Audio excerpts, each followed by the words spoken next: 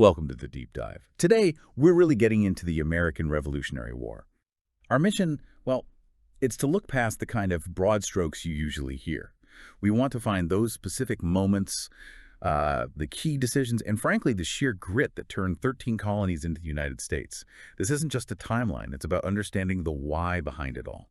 That's a really important distinction because, people often jump straight to the battles, the fighting. But the seeds of the war, they were planted much earlier, decades earlier, really, in the economic relationship between Britain and the colonies. Before the mid-1700s, things were mostly defined by mercantilism. Britain saw the colonies mostly as, well, a resource. Not really partners then, more like a business asset. Exactly. A source for raw materials and, crucially, a captive market for British goods. Less like equals, more like a protected monopoly. So underneath the surface, even if it seemed peaceful, there was this imbalance, an economic control thing. But what was the breaking point? What really poisoned the well? You mentioned the mid-1700s. Was it the cost of war? Precisely. The French and Indian War, or the 7 Years' War, as they called it in Europe, that conflict was incredibly expensive for Britain globally. And the argument from London was, well, the colonies benefited directly because France was kicked out of North America, so they should help pay off that massive debt. Parliament needed cash, and they looked across the Atlantic. Right. And they didn't just ask nicely, did they? They started imposing direct taxes. And this is where it gets specific. It wasn't just any tax. They started with the Stamp Act in 1765. What made that one so explosive? Well, the Stamp Act hit differently. It was an internal tax, meaning it was levied directly on things inside the colonies, legal papers, newspapers, even playing cards. From the colonist perspective, this was a huge overstep. They believed only their own elected assemblies had the right to impose internal taxes. That was a core part of their rights as Englishmen. Parliament was basically saying, nope, we can tax you however we want. That fear of unchecked power, you can feel it. Okay, so the Stamp Act gets repealed because of protests and boycotts. A sigh of relief. For a moment, maybe, but Parliament didn't back down on the principle. They passed the Declaratory Act, essentially saying we still have the authority, and then came back with other measures like the Townshend Acts and eventually the Tea Act. Which brings us to that famous phrase. No taxation without representation. Yeah. And it wasn't just a slogan, it was a real constitutional argument. The colonists were saying, look, if you're going to tax us directly, we need actual seats in Parliament. Or you stick to taxing trade and let our local assemblies handle internal taxes. So that grievance, that specific argument, it finally boils over into something much more dramatic in 1773. Boston.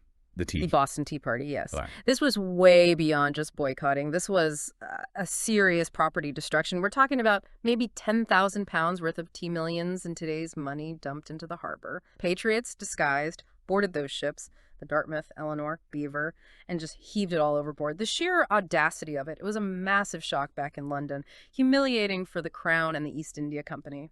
And empires don't tend to react well to humiliation, do they? King George III, Parliament. They weren't just going to send a bill. No, they decided to make an example of Massachusetts.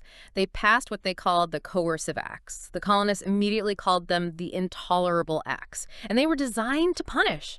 They shut down Boston Harbor completely until the tea was paid for devastating the economy. They essentially canceled Massachusetts self-government, put it under military control, and forced colonists to house British troops with an expanded quartering act. But here's the kicker, right? Yeah. The strategy totally backfired. It was meant to isolate Boston, make the other colonies too scared to act up. Exactly. Instead, colonies like Virginia, Pennsylvania, New York, they looked at what was happening to Boston and thought, whoa, if they can do that there, they can do it to us. So instead of dividing, that heavy-handed approach actually united them. It created the very solidarity Parliament wanted to prevent. Which then created a need for, well, coordination, leadership. Right. So in the summer of 1774, leaders from 12 of the 13 colonies Georgia held out initially met in Philadelphia, the First Continental Congress. And it's interesting, even then, the main goal wasn't independence, not yet. They were focused on coordinating boycotts, urging colonies to prepare their militias, and sort of making one last formal appeal to the king. An appeal that clearly didn't work. Because by April 1775, things had escalated. General Gage, the British commander in Boston, knew the colonists were arming themselves. He knew they were stockpiling weapons and gunpowder, specifically out in Concord. So he sends troops out from Boston to seize those supplies. And that's the spark, isn't it? Paul Revere's ride, the warnings? Yes, Revere, William Dawes, Samuel Prescott. They rode out to warn the militia, the famous Minutemen. When the British regulars reached Lexington Green very early in the morning, a small group of militia was waiting. Someone fired a shot, nobody knows for sure who started it, and that was it. That was the shot heard round the world. The war had begun. Okay, so now it's undeniable. Shots fired, bloodshed. The resistance needs to become something more formal, like a government, right? Exactly. The Second Continental Congress convenes soon after, and they face a massive task. They're essentially creating an army, figuring out how to pay for it, and realizing they need to justify this fight, not just to themselves, but to the world, especially to potential allies like France. Which leads directly to the Declaration of Independence in the summer of '76. Primarily penned by Thomas Jefferson, yes. It was this brilliant piece of political argument. It laid out the philosophical case for separation, listed grievances against the king, and crucially, it was a diplomatic signal. It told France and Spain, we're serious, we're breaking away completely, maybe you should help us. And the core of that argument, the line everyone remembers, all men are created equal. Just a massively radical idea for that time, challenging the entire basis of monarchy and aristocracy. Absolutely radical. But declaring it is one thing. Fighting for it, that was brutal. George Washington leading the Continental Army. I mean, the challenges were immense. His army was constantly short on everything. Food, uniforms, guns, ammunition. Enlistments were short, so soldiers were always coming and going. It was less a standing army and more, well, a constantly fluctuating group held together by sheer will.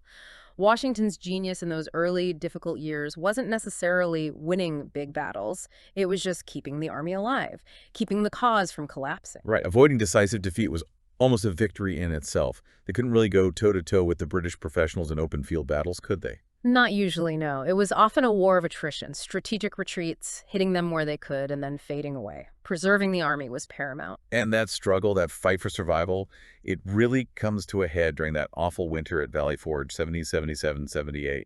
Oh, Valley Forge. It's legendary for a reason. Conditions were horrific. Freezing cold, inadequate shelter, almost no food. Disease, typhus, dysentery, influenza ran rampant. Estimates are around 2,000 soldiers died there, not from combat, but from exposure and sickness. It was the absolute lowest point for the army, psychologically and physically. It sounds like the end. How did they possibly turn that around? How did they come out of that stronger? Well, Washington's leadership was key, just holding things together. But, crucially, there was Baron von Steuben. He was a Prussian officer who arrived at Valley Forge and essentially professionally trained the army. He didn't even speak much English at first, but he implemented standardized drills, taught them discipline, basic sanitation, which helped cut down disease, and critically, how to use bayonets effectively. So Valley Forge wasn't just suffering, it was also a period of intense, grueling transformation. They emerged a much more capable fighting force. Okay, so the army's getting tougher internally. But they still needed outside help, didn't they? Big time. Absolutely. They needed allies. France had been sending secret aid for a while, guns and money, very quietly.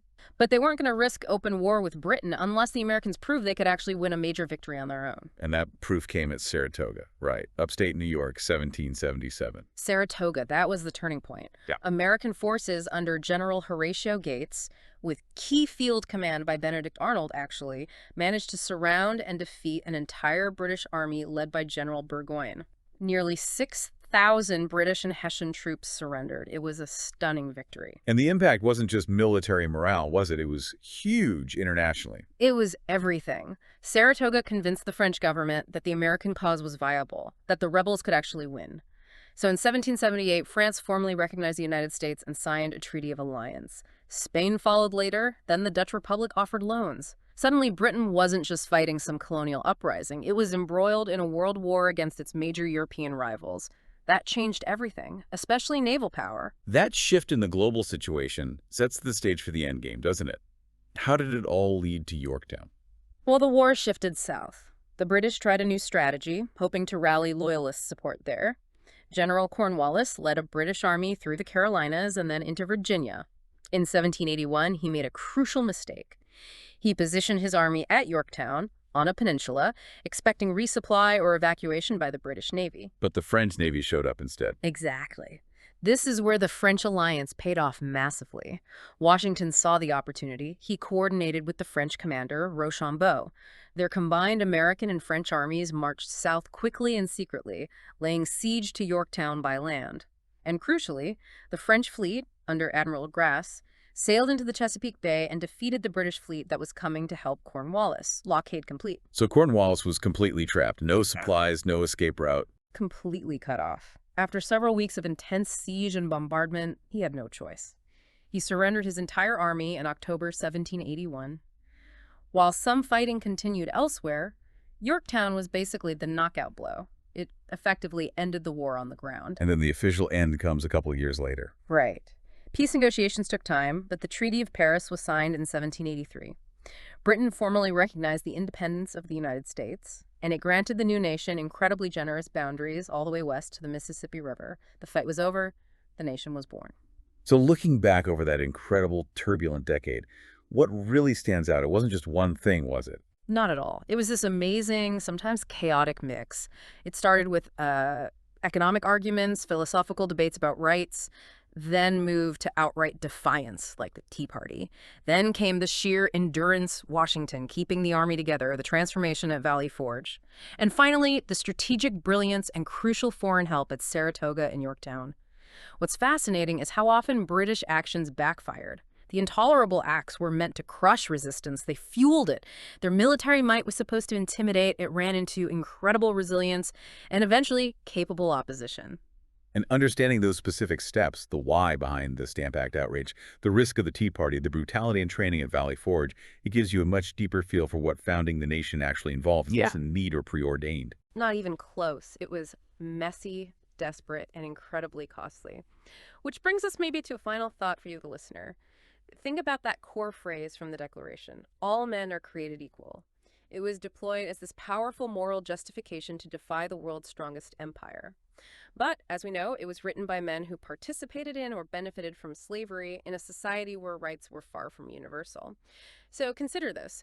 What does it mean, then and now, that this profoundly bold, aspirational, yet deeply contradictory statement became and remains the foundational idea of a nation built on liberty?